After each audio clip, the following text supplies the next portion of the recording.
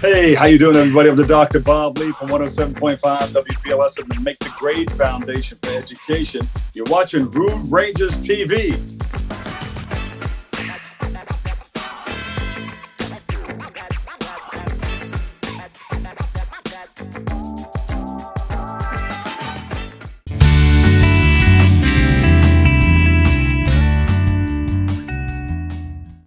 The first question has got to be, most people are not going to be familiar with Queen Margrethe. I wasn't.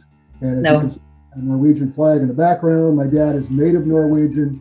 I am a proud ancestor of Norway, and all my family on my dad's side is Norwegian.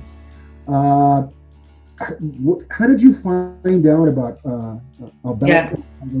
And she was Queen of Norway, Denmark, and Sweden in a consortium. Again, not a lot of people are familiar with her, I don't think. No. What was the inspiration for making, again, this epic film about Queen Margrethe? I actually knew she existed. I knew she was there. I think people in Denmark and also in Scandinavia knows that she existed. But I got a script 10 years ago about her, like a biopic from birth till death. Mm-hmm. And I realized that I wouldn't want to make a movie like that on her. But she grew on me. After having read that script, I started to read about her. And after a couple of years, my producer and me, we found 3 lines in history books that told the story about the false Olaf, and that was a mystery. And we thought, oh my God, here you have a Danish queen. She's not a Danish queen. She's a Danish princess, Norwegian queen, but she's reigning the whole area when she makes this union. And she actually made peace for 126 years, and we don't know her. Nobody really knows. Yeah. And this effort was just like, I mean, it's a Shakespearean kind of drama, especially when we found that little area. We realized if we take those 9 days, in our movie it's 9 days, it might have been 3, I think it was 2 months or something. But in the movie it makes 9 days of her life.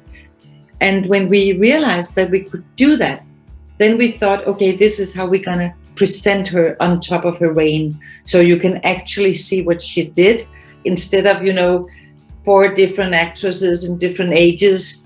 We could do this, and I am very pleased about how we ended up getting it together, because it is also, we don't jump in, we don't lie, we don't put a war in to make it more interesting. We don't do anything that wasn't there. And we have had historians with us all along the side all the time, telling us, could this be, in between all the real things that we read, all the research. Sometimes we had, to make our own inventions of stuff that's not developed from the historian point of view. Then we had to fill in all the blanks. And the historians said all the time, this could be, because we don't really know. We don't know about Queen Margrethe. Man, she was important too. Yes. Particularly in Europe. We know of Joan of Arc. We know of Cleopatra. We know of several queens of England of the past. We do not know about Margrethe. Why do you think that is, and why do you think she is underappreciated and underrecognized for what she accomplished during her era, being a woman who was a strong leader? First of all, I think that female, strong women haven't been so interesting for filmmakers, or you could even say historians, even though there is written pretty much about her now. But the fact that she, it was when you do what she did, made peace for such a long time, because she only lived throughout her own peace for 12 years. 15 years, then she died, but then the Swedes and Norwegians and Danish stayed together in the Union. The thing is, Norway and Sweden and Denmark have different issues on what happened, because she was Danish, so like the Swedish thought that she was giving most of the power to the Danish. The Norwegians felt this and that. So it was, of course, not just a shiny, beautiful story. And she was a very, very strong woman. But But my only answer to your question is that we have been more interested in kings. And then again, you can say, how many movies have we made in Scandinavia about our kings? Not so many either.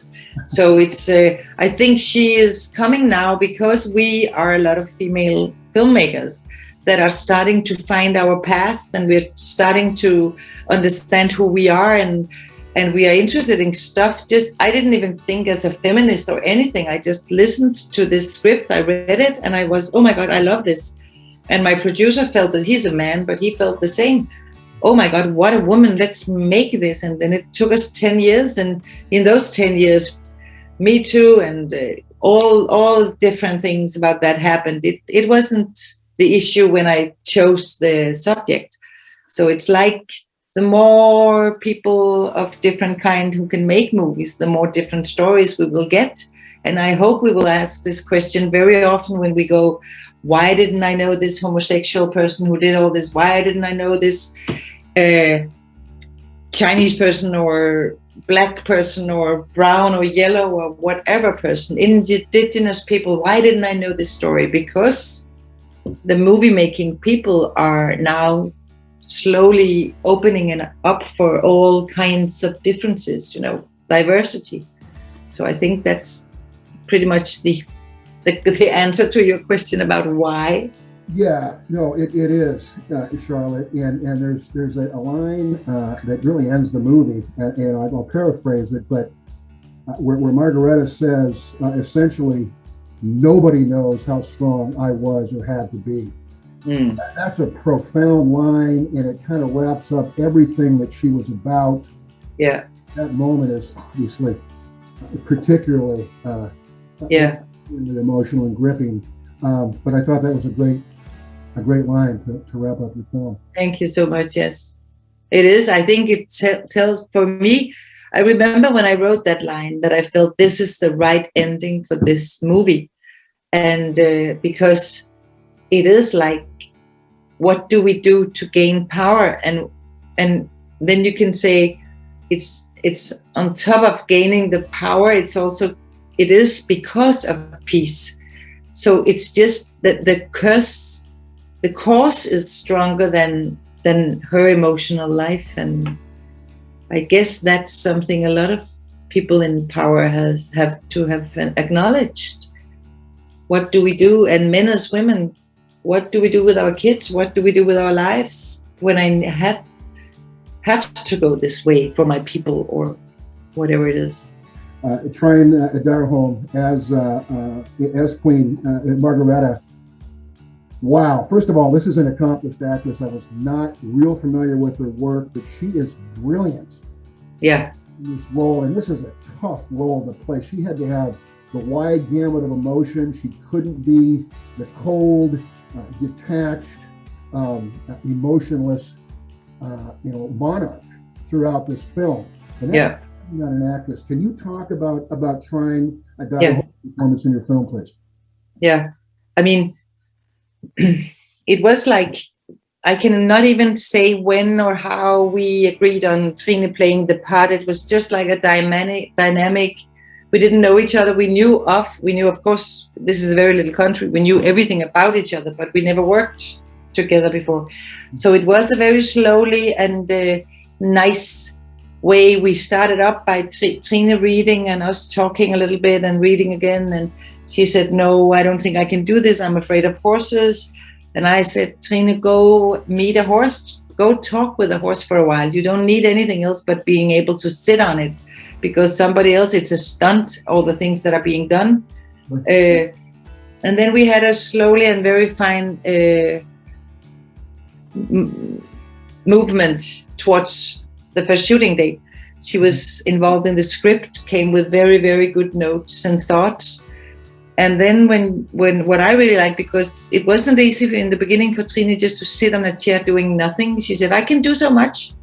I'm a big actress. Don't take off my wings. And I said, I have to. I'm so sorry. I have to cut them. And you have a ring to work on your finger and then sit there. And she did that so beautifully.